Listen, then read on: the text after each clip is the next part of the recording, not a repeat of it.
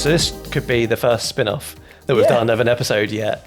And I think it was a really good episode that we did a few weeks ago, which we titled "Don't Be a Crab," which me and you both loved recording, and we loved how it turned out. And it went down well as well. It went down really well. A lot of you guys, I know it really spoke to, because there was people that messaged us about it. Adam spoke about it, didn't he, in his episode, more or less saying that that was exactly what he was feeling and felt that we kind of robbed that from his brain. And I think, to be honest, I kind of was listening to something and came up with the idea of doing this episode, which then, whilst we wrote the notes to it, we realised is pretty much a spin-off of that episode. But I still think that the title that you came up with for it is a cracker, and I think that says a lot about the episode. I put my notes away, so I don't remember the title. So take us away on the title. So Chris came up with, I kind of sent him a rambly voice note, kind of saying something about the idea of almost that becoming consistent now is easy with AI editing and kind of doing the same things about what does a style mean anymore and this and that. It's a conversation that I have a lot with myself and the world at the moment. It was an internal monologue you had so over voice. I literally spilled it out into a voice note, and then Chris managed to come up with make sense of that somehow, and also come out with this title, which is the title of this episode, which is, are you consistent, stale, or consistently stale? And it's good, isn't it? And the two things, there's a fine line between consistent and stale, isn't there? Yeah, there is. Yeah. And there really is. And I think so. Yeah. I think this is definitely a continuation or a spin-off kind of side episode that sits alongside the "Don't Be a Crab" thing. I think that kind of speaks to kind of other little bits of everything converging towards the same. Yeah. Where I think that style is something different. There obviously are different styles and the rest of it. I think this is more rather than an industry-wide thing about turning into a crab, this is almost a personal version of looking that. Internally. Of how do you not become a crab within your own business, or just become stale, or become lazy, or creatively stuck, or whatever. Are your films becoming a crab? Like, did you make an amazing film once, but this is the formula, and now every film is that formula, and you've become like... every film looks the same, basically. Yeah. Yes, and I think that's probably a really good place. I think it's probably one of the traps that a lot of people do fall into as to why this becomes a thing, is that if you put out a set of photos from a wedding that do really well on socials, or a film that wins an award or whatever, it's really hard to go, well, that's the pinnacle, that's what everybody wants. If I can just do this for every couple, then it will work. Or if you find that, in photo, you go, okay, well, people liked when I did that thing, so I'm just going to do that thing at every wedding now. Yeah. Whether it's the right thing to do for that couple or that venue or whatever, but like that's my thing, so I'm going to do it. And it's, kind of just an episode of the idea of not being, walking that fine line, like you say, of having things which are signature things that you do so people know that they're yours, being consistent enough that people can spot a Spice wedding film or a Tom Langford photo in a sea of everybody else's work, but at the same time that they're not that repeatable that you feel that someone could look at one of your jobs and feel like they know everything about what you do. Yeah. Or if you have a portfolio page, people are scrolling through like, hang on, didn't I just watch that video but with another couple in it? Yeah. Like, yes, okay, that's consistency, but that might actually work against you. So where's the line, and how to toe the line, and how we toe the line is probably what we're talking about in this episode. And I think I think this is another one of those episodes which is going to take a degree of kind of being really honest with yourself or looking within, because I think that everybody has elements of all of these things in their businesses. I definitely do. I wouldn't say that creatively I feel stale at the moment. If anything, I think with maybe introducing some new things or coming back from the retreat, I feel kind of the most creative or wanting to make new things at weddings that I ever have. Yeah, definitely. But I still know that coming off the back of the last weddings that I did, there was still an element of like, okay, let's get this safe stuff. Let's get this kind of classic safe shots in the bank, so I know that I'm doing my job. Yeah. And then let's have some fun. But the fun has to come in order to make it interesting or to find the next new thing. But I still think that you can't go to a wedding and be an absolute renegade and try something new for every wedding, because you'd exhaust yourself trying. And sometimes in some moments, particularly when you're up against it, you just need to rely on the old classics to get the job done. Yeah. But don't make that your career. But this translates to so many different industries as well. And just before we started recording, we were talking about phones and that kind of thing.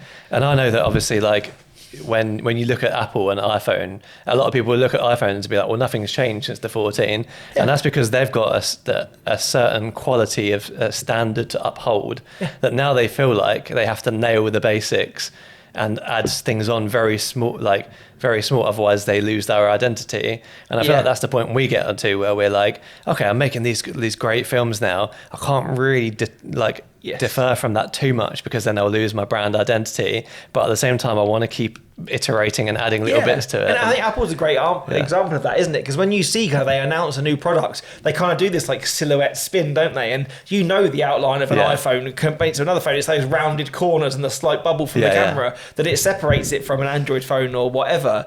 But it's like if they decided they were going to make a flip phone again, people would be like, oh my God, it doesn't feel like an iPhone, which then would put some people off, because a lot of people love the same. They love that they can pick that out the box and it just be a better version of the one they had before. Or someone can see them and be like, oh, you're an iPhone, I'll airdrop you. Rather than being But if something then comes along which is infinitely better, it would probably put a lot of people off, and they would still cling to their old devices because that's what's comfortable. And I think we did that in our businesses sometimes, is we cling to what's comfortable in the fear of messing it up, particularly if what you're doing is working. But then before you know it, you could be 5 years in the rear view going, I've just been making the same stuff for however long. And then you're like, oh my God, I'm stale, I'm outdated. And it's too late. And then it feels really hard to make that change. So to kind of always be doing a little bit of like, so much of the safety in the classics and so much of trying something new, then you're always kind of maybe stumbling onto the next thing, but without losing your identity in the same. And it's new businesses that generally do that very well, is the experimentation thing, because they've got less to lose. It's like when the AI race came along and Google was so far behind ChatGPT, but it's because ChatGPT had nothing to lose because they were a brand new company just coming up. And so it was like, they were just like, oh, well, if we alienate customers, that's fine. But Google couldn't alienate their millions and billions of people who use it. So that's kind of, I know we don't have repeat customers, but that's kind of how we feel, is that, oh, well, I'm getting the people I want to get. I don't want to alienate them by trying something new, so I'll just stick to what I've got. And this is one of the things that always kind of surprises me about people that hide the fact that they're new in the industry. Do you know what I mean? Like, I almost feel that when you join the industry, people are I'm going to want to put me because I'm inexperienced, so I don't know this, I don't know that. And they see that as something to hold them back. Where now, sitting here as someone that's like, been doing this for a reasonable amount of time, sometimes I can look back at some of the work that I made in those first few years of doing this, where honestly, I didn't really have a freaking clue what I was doing, because I hadn't seconded. It was just, weddings, money, like, great. Almost the not knowing the way that things should be done probably actually made me far more creative, or it was so much more exciting because I didn't know how to do it properly. That's the right word, if anyone does, because I didn't know anything. So I just turned up and I knew how to take pictures, and you probably caught things there that you would never capture now. I probably made things, or I did things that were like, or that degree of figuring stuff out for myself, going, oh, if I do that shot then, that makes far more sense than doing it later. And other people might have been doing that for years, but I had this revelation of, I've actually relearned something here, or it felt really sort of renegade and new. And I think sometimes, particularly once you are into your business a while, the temptation to rely on the old favourites is much more there. And so I think if you are new, you definitely shouldn't hide that. And almost like that being new is exciting, and kind of the idea of not knowing stuff, or not always, again, not wanting to be a crab and going back to the other episode and just copying what everybody else you're around is doing, is embrace that like new way of seeing at the wedding and make something of your own. As much as we talk about like going to courses and second shooting for other people to see how things work, like sometimes it's good just to find your own way and be like, but this is what I enjoy doing, but everyone else does it this way. I'm just going to do it the way I enjoy it. And a lot of what we do as well, in particular, don't get me wrong, like my films aren't like groundbreakingly fresh and different to everybody else, but I think what we do in particular, and what I found myself doing a lot more in the last couple of years, is just doing what I enjoy. And like, I don't really care anymore, like what other people are doing or whatever. If I enjoy it, I'm doing it. If I don't, I'll just leave it. Well, I think there's that old kind of saying, isn't there, that you need to know the rules in order to break the rules. And I think we've been doing it for long enough now that we feel that we've come through that kind of creative, I don't know what I'm doing. I've kind of done the learning, done the whatever, done the hours at weddings, and kind of feel that we know the rules. And also, I think it is kind of difficult to kind of reinvent the wheel at something as fundamentally repeatable as a wedding. Like, although I would say that my weddings are fairly untraditional, not everyone is a carbon copy of the other, but still, out of the 30 weddings I shoot a year, pretty much all of them have a ceremony in some form, and probably say 2/3 of those are pretty much the same registrar ceremony. There might be a reading that's different or whatever, but I'm not working with, like humanist celebrates every weekend where people have this really kind of personal and uniquely structured thing. Most of them have confetti. Most of them have speeches. So the formula of a wedding is still quite clear cut. And that's part of what I love about the job as well, is it is almost predictable, and you can then flex your creativity around. Which in some ways, it enables you to flex creativity, because it means that once you've done this for a while, it's really easy to get the safe stuff very quickly. Yeah. But then it's at that point that you need to have then the kind of the mindfulness or the want to go, okay, I've got enough of that. Now let's play. Yeah. Rather than just be, oh, I'm done. Like, this is good. This is fine. But then also at the same time is that you look at people in the unknown industry that are super, super renegade. And again, you probably only see what they do and they feel super different because that's what they show online. Where I still like to think that even if you look at people who are kind of, the photo and video equivalents of David Bowie that constantly reinvent themselves and their work seems super unique, I bet if you dived into their full galleries, there would still be an element of those safe classics. Yeah. And it's just that they feel really out there because they're only showing the 5% of their work. They're only showing you all of the results of their play. Rather than the results of their old favourites. And this is very similar to what I do. I think if you picked out all of my trailers from last year and put them together, I would look like I was quite out there. I use like lyrical pop music. It's all quite fast paced and heavy editing. Lots of like the home video. There's probably half of those trailers, like 30 seconds of the minute is probably a home video, that kind of thing. But if you look at my 10 to 12 minutes, it's much more safe. Yeah. And it's much more like, again, this is me trying to make sure it's, I know that's overused, but timeless, is to make it safer. But if you look at my trailers, that's the experimentation. Yeah. And the longer form, I think, to a degree, needs to be. And again, I'm only speaking generally here, that the majority of people, although they would actively say they book a photographer because they like their style, some people are always going to want what their friend had, or always want old classic because it feels safe. Yeah. But maybe I want to attract the couples that want something a little bit different. Yeah. But then it still becomes that same spice of something different, doesn't it? Because that's my style. Yeah. Do you know what I mean? So it's only going to be so different. And the work that you market with is what you attract. So, but at the same time, it must be given that they must know that you know how to do the safe stuff, which is why then that you can afford to almost only use, like say, your highlight stuff should be that 5% of the play stuff.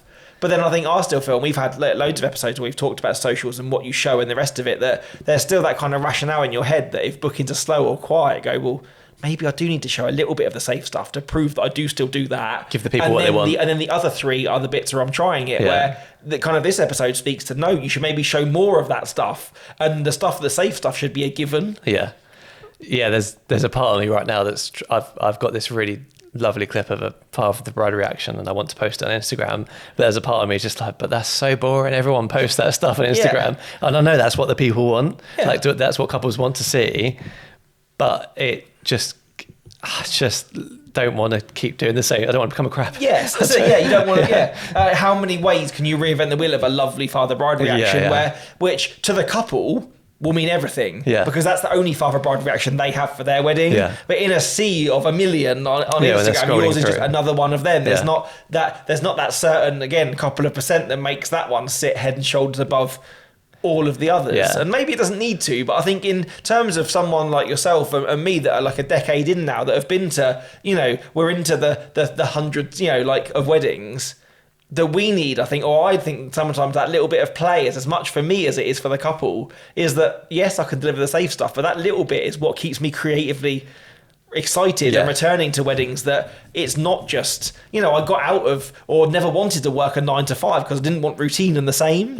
And you could argue that if you go to 30 weddings a year and do the same thing every time, then you're no better, really. You're just doing the same boring, mundane cycle of whatever you're doing. A very good point, same venue, same. It's the idea of that kind of let's play, or let's see what we can find, or let's do something different, or what happens if I use this lens, is that bit which then, and also I'm sure you've been on a couple shoot where you say to a couple, this might not work, but should we just try this? And they're almost excited that you are excited to do something at their wedding in particular. And it's like, well, he hasn't done this to anyone else, and it makes them feel special. You're excited because you're kind of riffing with them, and it becomes much more of a collaboration. And sometimes at the end of it, I'll be like, that didn't work, but at least we gave it a go. And again, and they'll go, well, we had fun trying. And I think as long as that honesty comes in, and also you don't feel that you failed if it didn't work, because you tried. And I think that idea of you've got to keep trying and got to keep failing, because one of those things that you land on will be gold and might be the thing which is the next big thing that you do, or the next thing that becomes your signature. And the trying and finding out is the creative part. That is, yeah. And it keeps you enjoying it. We call ourselves creatives. Yeah. And there's nothing creative about going to a wedding and doing the same set standard shots all the time. Yeah. But equally, I mean, we are creative people. I think some people in this business are more business people. Yes. And so that might not appeal to them. It might appeal to them more to grow the business. Like growing the business might be much more important than doing something different. So 120 repeatable films might be much more valuable to them than 30 different films. But also as well, I think this can be applied across that, because I would say that I came to weddings as a photographer or creative rather than a business person. I think of being creative as doing all of those things. Yeah. But if you're a business person, what's to stop you having that playtime in business? Yeah, exactly. Do you know what I mean? Yeah. Oh, I'm going to put a package together that nobody else does, because I'm not going to do the same 6-minute film ceremony speeches everywhere. I'm going to experiment with this instead. And again, it can still be playtime, although it matters more because it's almost on that business side. That be a bit more playful with it, or there's so many elements that you can change up and kind of be creative and be experimentative with, which make you feel fresh. That you know that you have to go and check the deliverables for every wedding this year, because you've tried some different packages and some people have picked up on some and others, that you're not just doing the same amount of minutes for every couple. Yeah, I feel like because I'm was very business first and I got into this, I'm quite good at doing that.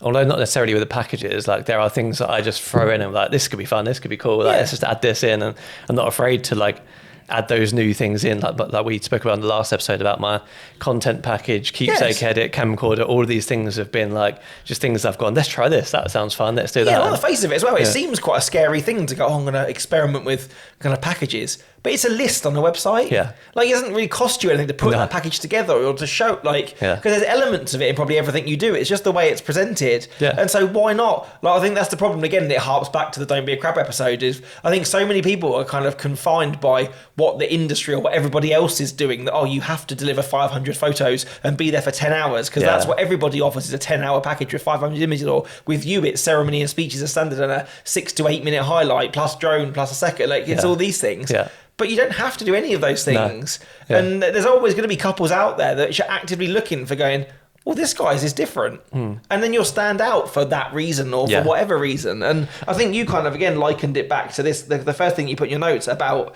the golfer. And I think that's quite a nice way, that if you're not thinking about it in an art way, you're thinking about it in a kind of a celebrity or sports way. Yeah. That there are loads of ways to kind of come at this. So this sounded quite relatable. There is a golfer, I believe his name is Bryson DeChambeau. Great name. Definitely should have researched it, but I've seen him on YouTube and things like that. And so he's a golfer who's known to be sort of like the mad scientist of golf. Like, he's absolutely top of his game.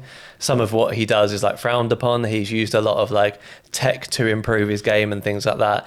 But one of the biggest things that he's done is with his clubs, where in case you don't know, in golf, all the clubs are like different lengths. Depending on how tall you are, I guess, or something like that. I don't know. I think there's 18 clubs and they're all a different length. If you're a golfer out there, you want to explain this to us, slide into our DMs, because golf's not my forte. But you have like a 9-iron, a 5-iron, a 6-iron, and all of those are meant to either chip higher or further, and that kind of thing. And depending on what number it is, it actually is a different length as well. And he kind of thought, well, why if I want to chip it higher, do I have to use a really short thing or whatever it was? And so he made all of his golf clubs the same length, and of course everyone else in the industry is looking at him like, what have you done that for? Like, that's not how we do things and whatever. Until he started winning. But he's made it. And he's been winning with it, and he's just pushing, like, he's just doing it his own way. And I think that's really good, in that he's already top of his game, clearly knows how to do his thing, but now he's just adding on the icing and the cake and figuring out little micro adjustments to get him where he needs to be. At the most recent Masters, he turned up with a 3D printed 5-iron. Wow. And apparently it didn't work out for him, but he experimented. But that's and he tried it. And even at that really high level, like for us, that could be the really important wedding. He still bust out this thing. And I think that shows you that, again, the level of talent must be there, because he wouldn't have got to the Masters or the PGA Tour in the first place. And the fact that everybody looked at him and laughed and were like, oh, we all do it this way for a reason, but he wasn't afraid to try. And the stuff that he did do that worked all the other people then become the crab and try and be more like I'm sure Bryson. there are people now that use the same. I'm going to use this. And so almost, I think, and industries create these things. There are people which are innovators or aren't afraid to try, and the people will let them do the finding out and then just follow them at the end. And I guess it comes down to, do you want to be that person that just follows everybody else? Do you want to be the crab? Or do you want to be the person which stays excited, and be the Bryson to go, okay, I'm here at this level I've climbed to in this industry or this business or whatever, I'm delivering at a level that even if I just do the safe stuff, my clients will be happy. But I know now that if I do play and find something new, if one of those things work, they would love to see that, or they'd love to add that on. And I think obviously like the idea of this episode came obviously after coming back from Weird as well, like from the retreat, is that to be in a room with people which are those people which love the kind of, you know, the experimentation. They love the kind of, they're not people that want to follow the crowd. They came there because they want to kind of try a different way around things. I think having those conversations and, you know, kind of just bouncing off ideas of other people, like, what if we do this, or what if we don't do that, or what if that? I think that kind of led to this. Being surrounded by people who have that similar mindset of, I don't just want to sit here and be successful, I want to... And an encouraging mindset to go, try it, do it. Like almost pushing you to, rather than be the person laughing, going, you can do it, but it'll never work. I think that's maybe where some of this kind of came from. Agreed, That to kind of have that, and also something which kind of came up in one of the talks there, which I kind of put in here, which is something that I know that me and Josh spoke about a lot on the way home, is that doing this kind of being brave thing can feel knowing where to start at a wedding that has like a set schedule. And so there was a photographer there who was supposed to join us from Australia but couldn't get his flight, so he beamed in like virtually, called Ollie Sampson. He runs Bryce Atlas Photography, and he talks in his talk was about kind of this idea of not just being stale and being stuck. And so he was saying that he found that a really good way to do this is to work on the idea of doing laps at a wedding. So imagine if you're on dance floor in the evening, the dancing is 3-4 hours long. So you know that there's kind of finite time that you've got. You could do the same in cocktail hour, you know, you've got 2 hours to get this stuff done. It's so that he worked on the idea of laps. So he said, imagine that you have a lap that takes 10 minutes to go around the room, for example. If you do the first 2 laps he called them volume laps. That's your safe laps that you go round. You take the cute wide picture of Nan sat there drinking her glass. You do the people laughing, the stuff which is expected, the safe stuff. So that at the end of those 2 laps, you can come back and go, yes, I have rendered photographic service of your wedding. This is exactly what happened in the most matter of fact possible. Here is 2 laps worth of safe stuff. And then you look at your watch and go, okay, I'm going to do another lap now, another 10 minutes. So only a third of the time against 2/3 you've just spent. And this is what I'm going to be an art lap. And you change to the crazy wide lens, or you put the fisheye on, or you do something completely different. And on that next 10-minute lap, you take nothing which is safe. You either say you get the long lens on, you stand miles away, you put the wide lens on, you go really close, you try to take really close-ups of just hands on that lap, or you go, oh, I'm only going to photograph red things on this lap because that's the couple's colour scheme, and almost try and build in these things so that you're always working through the day of like, there's 2/3 for them and 1/3 for me, 2/3 for them and 1/3 for me. So then by the time you get to the end of the wedding, like I can only speak as a stills photographer, that maybe I take, 3,000 frames on a day to deliver, say, 800. So there's a lot of room in there to discard stuff and still end up with a good gallery to give the couple. I think this is really sat with me as well. I think you've explained it really well, and Josh, when he came, not to shout him out, call him out, but when he came to shoot a wedding with me after he'd been to Weird, he instantly, the first thing he did in the morning is tell me that is I'm going to do this volume lap thing and do like 2 laps for myself. And it's a game changer, isn't it? And I think if you're someone which hasn't come from things, or don't literally have these instant ideas of, I'm just going to be creative, like someone just push you out the door and go be creative, go create, and you go, I don't know where to begin. The idea I've actually got a job to do, and doing that, or even say having these little prompts in your head, or you could, I've even seen another photographer who has like a little bum bag, and she has these little cards in there of like, if they're feeling stuck, they just pull a card and it almost be, say, only go and photograph red things, or only photograph hands, and for the next 5 minutes that's all you go and do. But having almost a little bit of brief to be creative kind of gives you some guidance. But the idea, I think, of that's a really good way of getting to the end of a section of a day and knowing, okay, I've got the safe, so the couple aren't going to be mad because I've missed out on really vital parts of their day. But I've also got this stuff which has kept me creative. And you know that in things like cocktail hour and dancing particularly, it's not as if it's like, oh, well, I'll have 2 speeches where I'll do volume and 1 speech where I'll be art, because that doesn't work like that, because there's individual people speaking and you need those covered. Yeah. But I think in those times of the day, as a jumping off point, much more flexible, aren't they, in terms of what you can be doing. Yeah, I think that's it. I think I would find it hard as a first shoot or maybe solo shooter to do that, to get into that mindset of it. And I know that the things I experiment with are usually premeditated, but I definitely am going to try and implement that at some point this year. Premeditated as in, like, I've already planned I'm going to bring the camcorder today and that's going to be my creative bit, or I'm going to do this today. On the day, thinking, I'm going to do 2 laps, then 1 lap wouldn't even... Or even like you said, you've had instances where you've brought the camcorder and you've got half an hour into prep and gone, there's no one here that's going to want to do this. So it's just stayed in the bag that day, and you haven't done it at every wedding. So again, that speaks to that, like, much, the weddings that you've shown, that much kind of more highlight bit being the play. But in some ways, it's that kind of is then your creativity, or the chance of that failing that stifled you from doing it, because you might have given that to somebody on that day and you might have got some of your best stuff. You've made the assumption, it's not for them. Where almost if you just handed it out of, well, I'll see what you guys come back with as to whether I use it or not. It's on you to bring me the magic with the camcorder. I bring it, and what goes on it is very much up to you. I felt really bad because I had a wedding a while back, and I bought the camcorder along after they asked for it and everything, and the bride was like, "What do you mean camcorder? I don't know what you mean." I was like, "But I asked you about it twice. You said you were buzzing for it. I don't know what you're talking about." So I just put it back in the bag and just got so disheartened that I didn't do it again at the next wedding. Yes. And I just edited that next wedding and thought, why didn't I get the camcorder out? Yeah. But I was just so disheartened by the fact that I'd just been rejected. That I just didn't. But at the same time, those missed opportunities will then teach me. Now I've got to bring it out and see what happens. Particularly when you sit in the edit as well, and I do this, on the way home from a wedding, I should have been in that place, I shouldn't have missed that shot. Or then when you look through, when you're culling or whatever, to go, well, if I just moved into that, I've just done that. And you almost do beat yourself up, because you get that review period afterwards where you could have probably in that other second wedding seen the potential of what the camcorder might have got you from the stuff that you got. And then that you do it, but I think on that day you have to make a split decision of, is this worth it, or can I do this, or will I get away with that? Sometimes are the things that I think, and again, that it's so easy to resort to being consistent and being safe, because you know that the couple will like that, because that looks like the films that they've seen to go, we booked you in the first place, rather than the new uncertain thing. But I think just for our own sanity and creative being, we've got to keep trying these things and keep slinging them mud at the wall and hope that the thing that sticks will be the next thing which makes us stand out.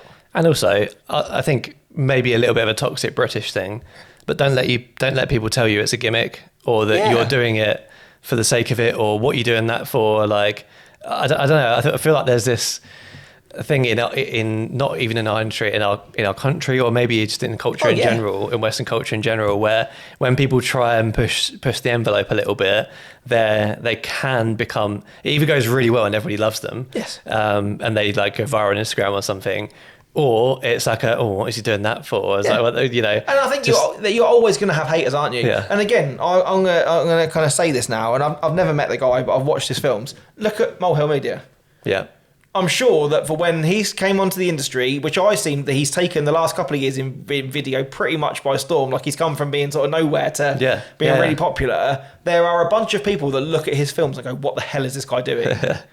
And are cynical and are whatever. And that might come from a place of fear, going, well, this is that. And there's other people, though, who's clearly, he's done really well for himself and are like, because what he does is so different to what else was out there, or what the norm are doing. And so some people are always going to be, there's people going, good on that guy. He's taken guest meshes and made him cool. But which, if a couple ask me to do guest meshes, I say, hell no. I say, there's no way I'm going to get anything out of your British shy, guess who's going to go, congratulations, mate, have a pint on me or something. It's like, what? and again, and he's taken that, which again, from maybe what we spoke earlier in the episode, from being the kind of, this is what I like, or this is I'm going to give this a shot. The being new and not falling into not being a crab to the rest of the industry. But he's taken it from that American. Has really worked for him, for Justin Porter. But he's the only one who's been brave enough to bring that to the UK do it in market. The UK, which is why it's ended up being really good. And I think that's just an example, isn't it? And I'm sure there are still plenty of people now that think, oh, well, what's that guy doing? But he's built it on actually being a good videographer. What's he doing? As well. Yeah. Yeah. But then that goes back to the golfer, doesn't it? Yeah. Is that he has to be a good videographer to do a style like that and make it work. Yeah. It's not like you're not being the lazy It's not like he's person filming loads to of go, naff stuff and then he's got his got to messages. set a camera up in the corner and if people want to come over and record a message on it, they might do. Yeah, like he clearly has ways of interviewing and things that just work with people. He's on the Coda podcast. If you go and listen to the episode with him, because it was so interesting. And I listened to that episode again. If someone doesn't make video, and even the technicalities behind it, the idea of not only just miking people up for a ceremony and a speech is like all day. That pack goes on in prep and it comes off at the end of the wedding. Yeah. Like, he's recording constantly for 12 hours, which the culling process must be a nightmare. Yeah. But the thing that allows him to glean from that is how he makes the films that he does. And I think that's not a style that you can half-arse or go, I'm going to do a little bit of that and a little bit of this. Yeah. But there's still a foundation of good, storytelling in there in the fact that the films work. But it's a style, isn't it? And I can't imagine that. Like saying goodbye to the bride in the evening when on the dance floor is already bad enough. But can we take your mic pack off as well? And they're like feeding wires through the dress. And like, but again, it's so cool. It is so cool. You've got to be devoted, I think, haven't you, to that style, and you've got to believe in it. Which I think hark back to yours is, I think, particularly in British culture, people are too polite to go, oh, do you mind if we try this? It might not work because again, you're feared of. Well, I'm supposed to be the professional then. Is this not professional going? I might fail. But I think it just speaks to that kind of artist voice, doesn't it? And I think I listened to something on a podcast recently, which also kind of spoke to this episode or why it came about. Is that I think we spoke in the past is that being consistent, maybe 10 years ago, or even 5 years ago, was the sign of a good photographer or videographer. The fact that you've managed to build this style, particularly in color grading or LUT or whatever, to go that looks like a Spice film. Was a sign of making something really good. But now with AI editing, that if you can make something, it's if anything, like that's half the reason that I stopped using Imagine, is that it made my galleries more consistent than I could. Yeah. And it got to that point in the end where it was like, well, I have my style and I still use a base preset as a jumping off point for all my edits. But they all just look too the same. Yeah. And the June wedding in the open grass look the same as the indoor wedding from October, and they shouldn't look the same. Like the reds and the greens should look the same, but one should be warmer and colder. And if anything, the AI bit made it too consistent. Only a human would ever see those inconsistencies as positives, basically. Yeah, and again, like with AI culling, like I've never used it because I do fear that a lot of the stuff which I like is the stuff which is just enough in focus that you can tell who they are, but it's soft enough that it feels quite transient and movement based, which I worried the culling would move out, or some shots are just nothing. Like I included a shot in a gallery yesterday, which was literally the light coming through a window. But you can see the disco lights from inside and kind of a shape in the window. And like to anybody else, it would be trash or an accident shot. But amongst that gallery, it makes perfect sense of the mood of the evening. And the AI culling would almost definitely go, no, you don't want that. Yeah. But I've included take it out. Yeah. And it's those things, isn't it? Which I think is that now that particularly, I think some of these like the generations that are growing up alongside AI can spot those things. That 5 years ago, to go, this guy's work's so consistent. Like if you look at those colours, it's by them. Is now that's maybe not necessarily the good thing that it used to be.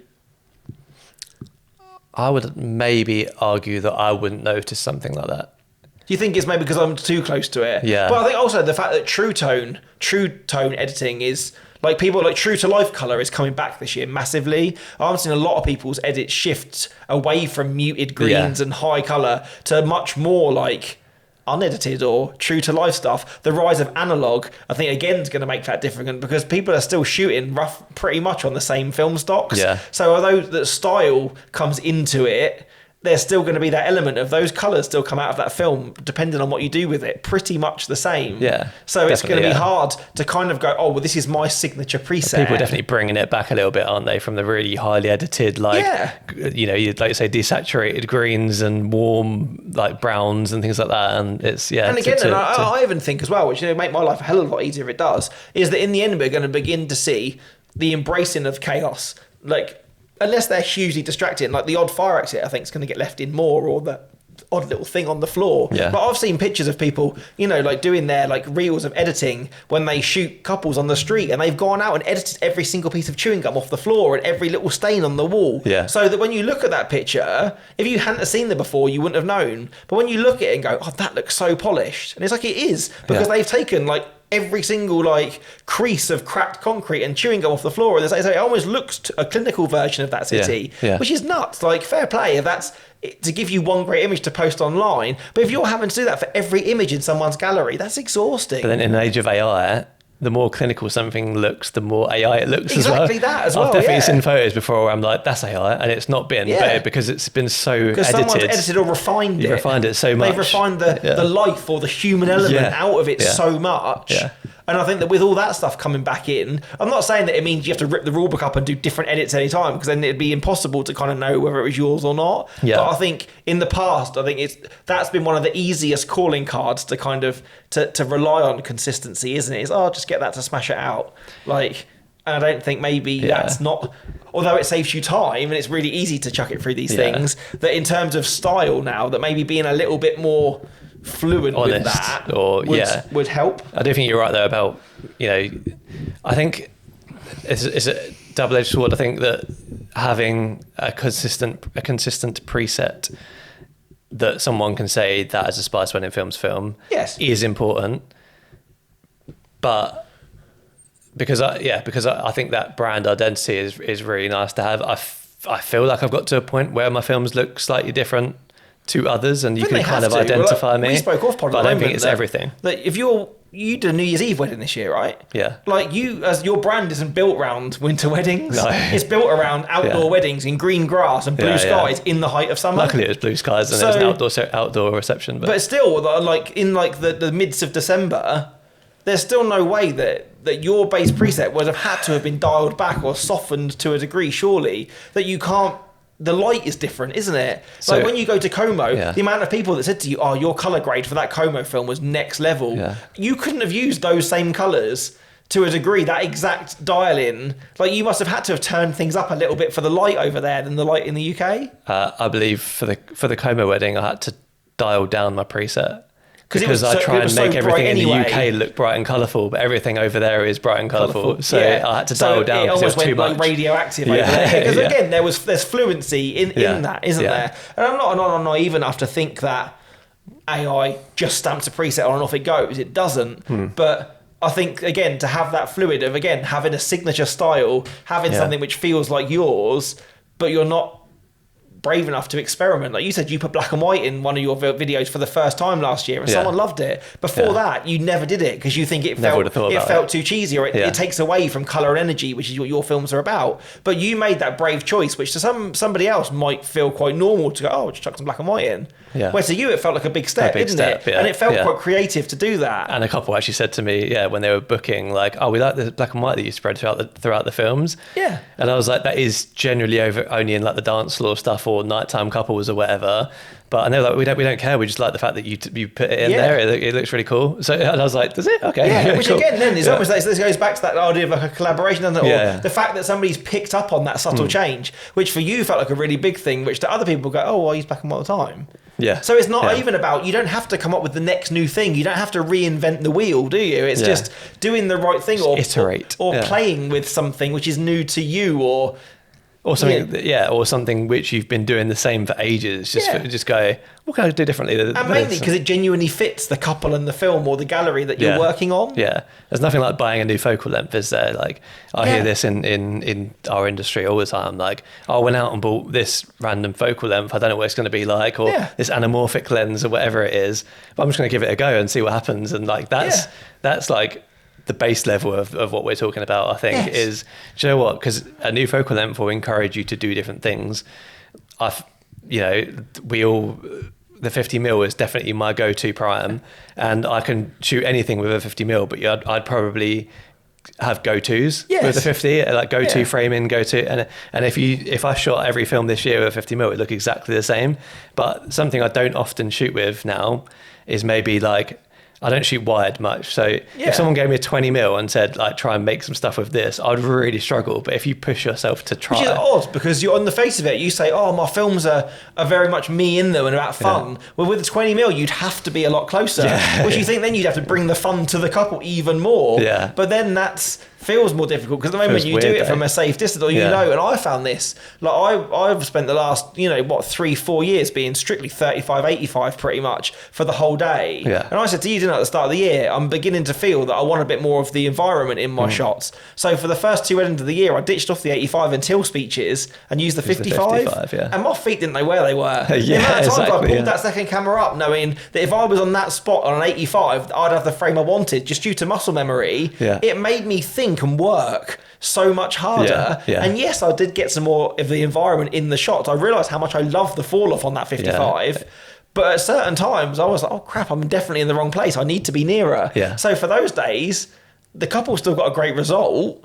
I used the 85 when I got to speeches, and I couldn't stand in the middle of a table or whatever. But for the rest of the day, I actually walked away going, oh, do you know what? That I've been carrying that lens around in my bag for so long, and why haven't I been using it? It's such a nice lens. Like, it's not even about having to go and buy a new one. It's just using something you haven't used for a while, or just getting something stupid. Like when we were at the retreat, someone had one of those Oreo lenses, just disposable, and someone put it on and was like, this is so cool, because it's so different, it's so bloomy, it's fixed aperture, it's fixed focus, imperfect, and like for the dance floor to do a lap with that like weird like retropia thing, well, you'd get some really kind of weird results. And it's like, that's fun, like to someone to pop up and not be expecting that, and then have this kind of weird like disposable vibe in their gallery, but for a few photos, but all of the glorious normal dancing they're still expecting to be there.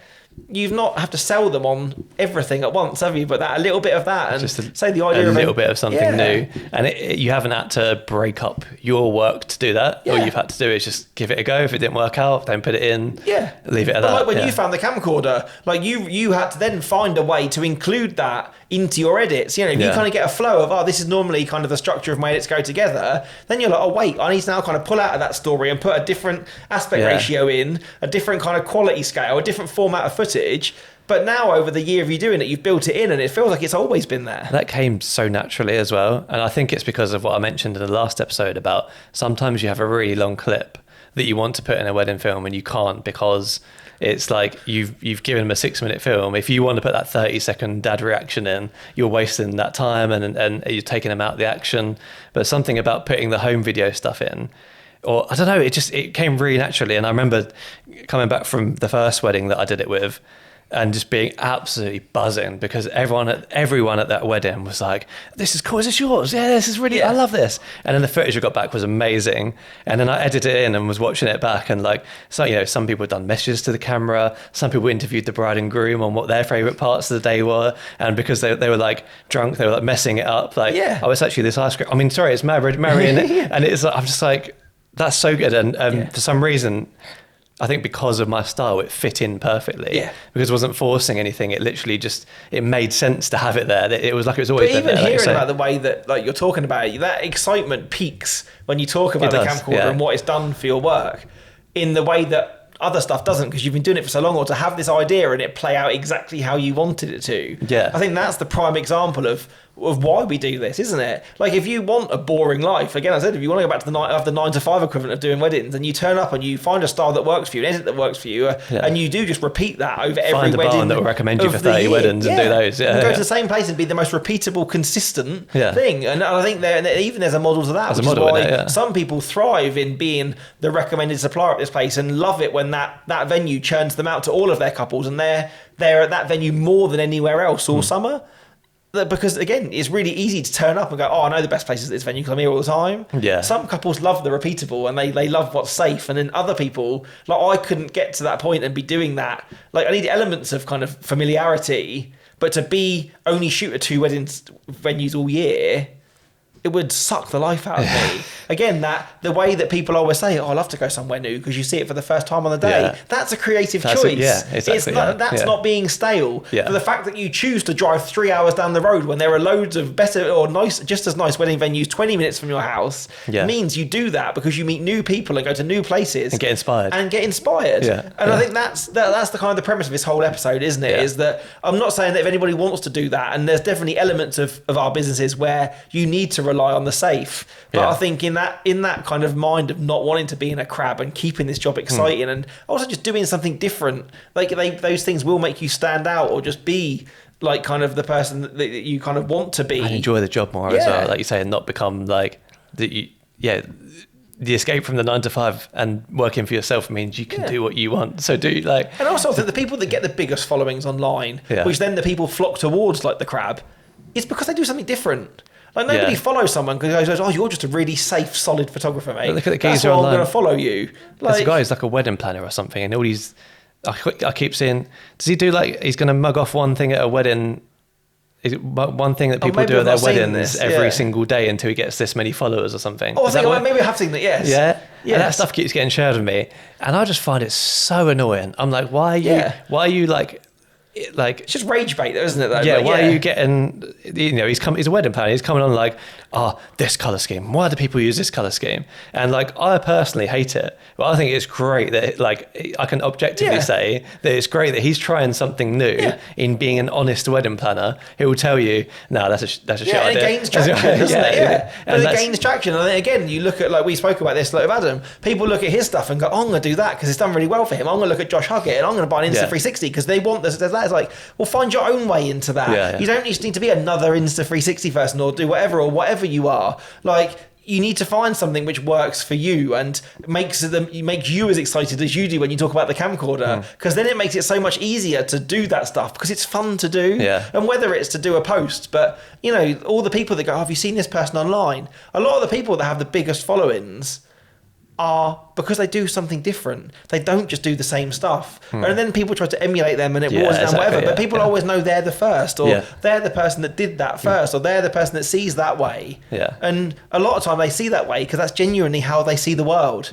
Like, and if you try and replicate something, all you're doing is replicating. You're not doing it because... you don't have their eyes, but you've got your eyes and you can see something a different way, or you have different kind of previous memories or ways into things. Like, if there's something rooted in you that, like you said, that camcorder always comes back to Christmas morning, your dad holding the camcorder to open your presents. And it's probably that is that nostalgic feeling of that rooted in you somewhere, which every time you see someone open that door on the camcorder at a wedding and go, this is the best day ever, that's you holding the present in the morning, isn't it? And that's why you love it. And it's like, and if you say, do you know what, like when we were talking in the last episode about the pure documentary, is that if some people love that idea of being in the thick of the action with 20 mil, that's great, and that's why do that. Or if you're not, if you are the shy person, then own the 85 and be the best person on 85 because it's a creative choice. Or find ways of seeing, or like, the odd thing where you add the reflection in with the prism, or I'm the person that always shoots through windows or whatever. All those things. It's like, just do something, and because it's creative.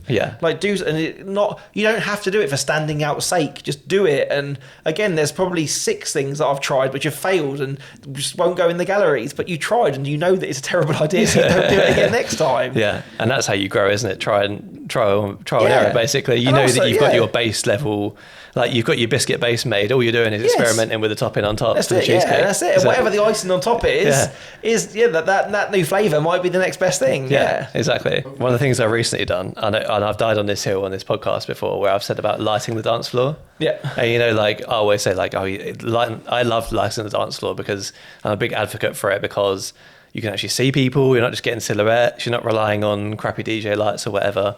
And it's a nice wraparound effect. And photographers generally love it when I do it as well. But at the New Year's wedding, because I had a lot more time on the dance floor, about halfway through, not even that, maybe about half an hour in, I decided just to cut the lights. And loved it. I don't know what it was about it. I was like, this is really cool. I'm getting some really good stuff. Do you think, again, though, because it's always been that double-edged sword, hasn't it? Is that lighting it is the right thing for the film. Because you said lighting the dance floor makes it easier to film in that. It makes it look whatever. But you know that a lot of reason DJs hate it is because they think people don't dance under light because they're too lit. And some people don't lose their inhibitions enough when they're lit. Yeah. It needs to be dark. I always say this about like first dances in summer that are too early and it's still light in the venue. It's weird. It's weird. So I think there's not a wrong thing in the film to have a lovely first dance, like sweeping swells and romantic thing in really gorgeous, almost cinematic kind of spotlight. Yeah. Makes sense.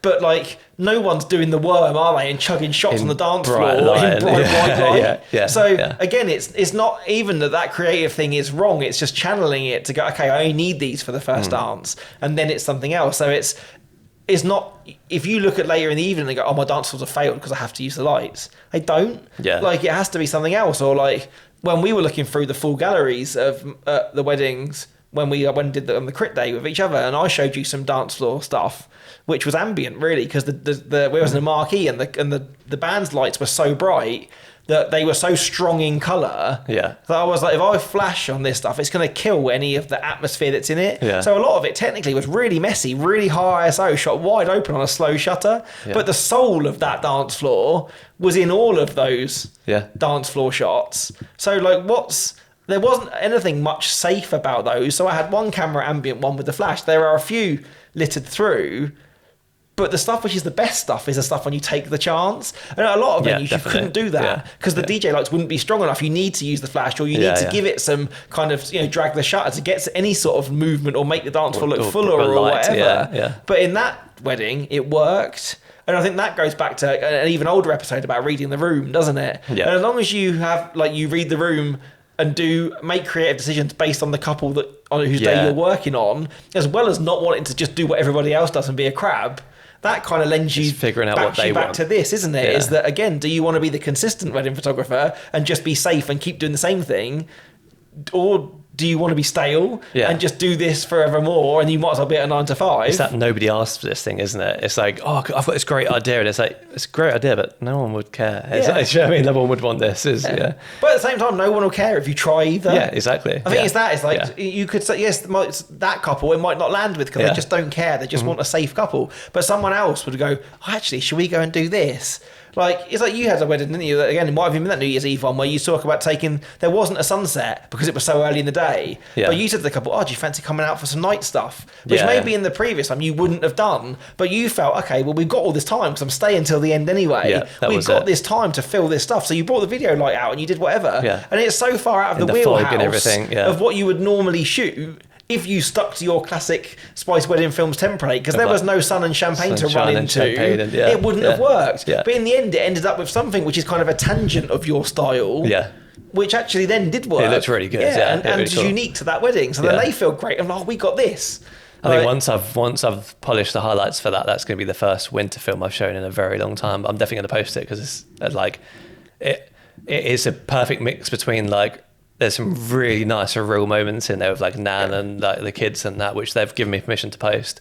But also, like you say, like there was an outdoor reception drinks. Bear in mind, it's like New Year's Eve. New Year's Eve, yeah. Yeah, and everyone's having champagne outdoors, and it looks like it's almost that it's sunny, and there's kind of a lot of that element of my style in it. Yeah. But equally, like the moon's out in the background, the darkness hits quite early. You got the fireworks and stuff like that. So you need those elements of things which aren't traditionally a summer Spice film, but you've still managed to make that in your style. Yeah. So I think again, the style and the consistent is they obviously saw that.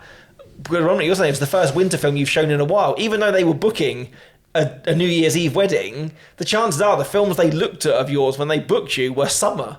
Yeah, true. But they still saw enough of something in that style to go, okay, we like this guy. We can make this work. We can still do elements of this on New Year's Eve because they were that type of couple. The energy was the same. But then you added, again, some of those flares in by turning the lights down because you were there for longer or going out in the evening. Yeah. That you took some creative things to show that it would have been really easy for you just to go, I'm not going to show this anyway. Yeah. I'm not going to show it. It's not a bit of me film. I'll just be in safe mode all day. It's New Year's Eve. Like I've eaten too much at Christmas. Anyway, I just want to turn up, do the long shift, and get home in one piece. Yeah. But you didn't because you want to be better. Or you want to try something new, or you want to.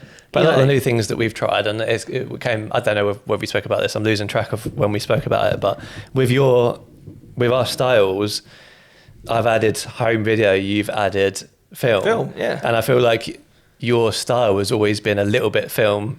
Yeah. A little bit like someone has brought a film camera to a wedding and is taking photos of things. Yes. And that sometimes it might not be things that photographers would take a photo of because it is a messy table, or flowers behind a few Asda bags or something like. Yeah, and even though on digital, it's still kind of, that filmic kind of, just wander and stumble across. Oh, that's fun approach. Yeah. And now that you can bring that and the film together, into actual film. It's almost like the camcorder view. It almost feels like it should have always been there. Yeah. Or even again, the last couple of weddings this year since getting back is I've actually brought like a really cheap point and shoot, which I'm just hangs around my neck on the dance floor. So again, that idea of someone just having a disposable they found on a table and just like bang bang, like a few kind of bits of chaos in the evening.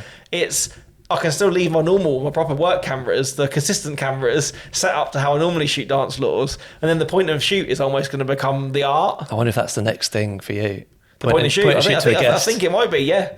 Give it to a guest. I think it might be during the day. It's load to roll up and go. Just have that for a little bit. Yeah. You'd have to find someone that really knew their film and wasn't just like or understood that you got 36 pictures here, so don't go chucking them away. Yeah. But it's definitely something I've thought about after we've spoken. Camp Snap. Yeah.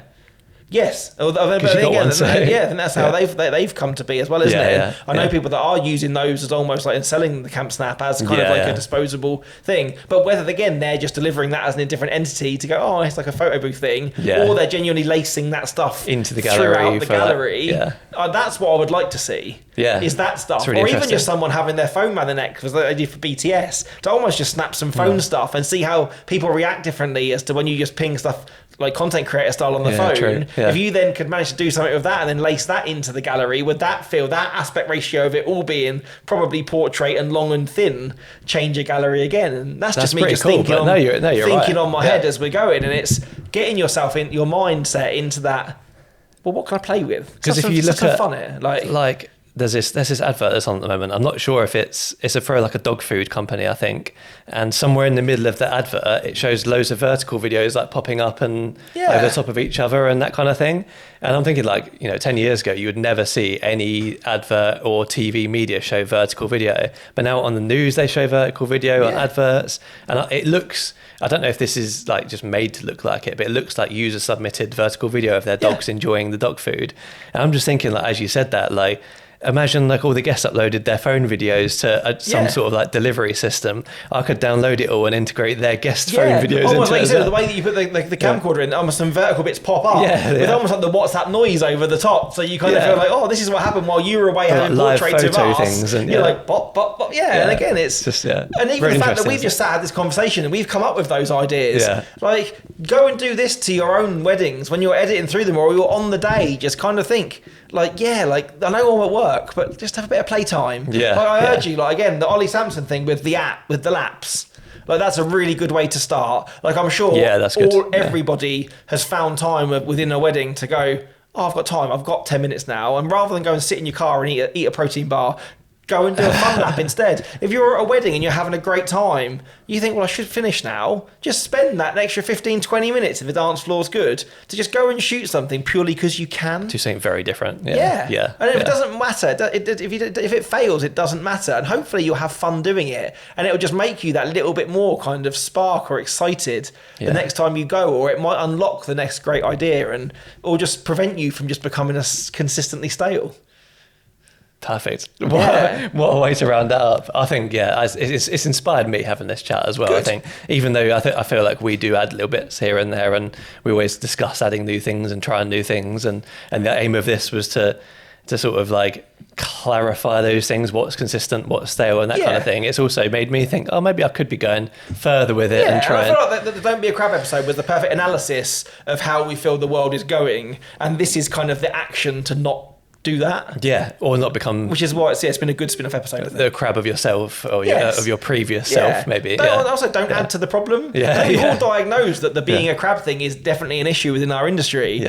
And if you kind of join them, then you're just adding to the problem. Where if there can be a few more people at this just trying stuff and failing and posting it anyway, or just keep trying the next thing. So good. What an inspiring chat. I love that. Really good. It's been a really, really good one. So hopefully that it's spoken to you guys, and also we're not going to rob your ideas because we're going to go and have some great playtime at weddings of our own. But let us know what you've tried, and maybe what's failed, or maybe what's worked, or how you've stumbled onto those things that you've done. I think if I'd love to kind of hear the fruits of this episode and hear how people have got on, or if people go out and try the laps thing. see how it fares for you. Yeah, a lot of people, if you're listening to a podcast like this, you're probably interested in experimenting and trying new things anyway. Yes. So a lot of you will have things that you've already tried, or I think we had asked Adam last episode, didn't we? We said Yes.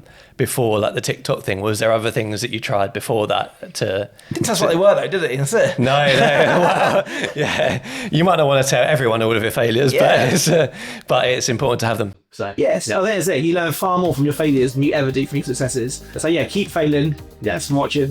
Thanks for listening. See you next one. See you in the next one.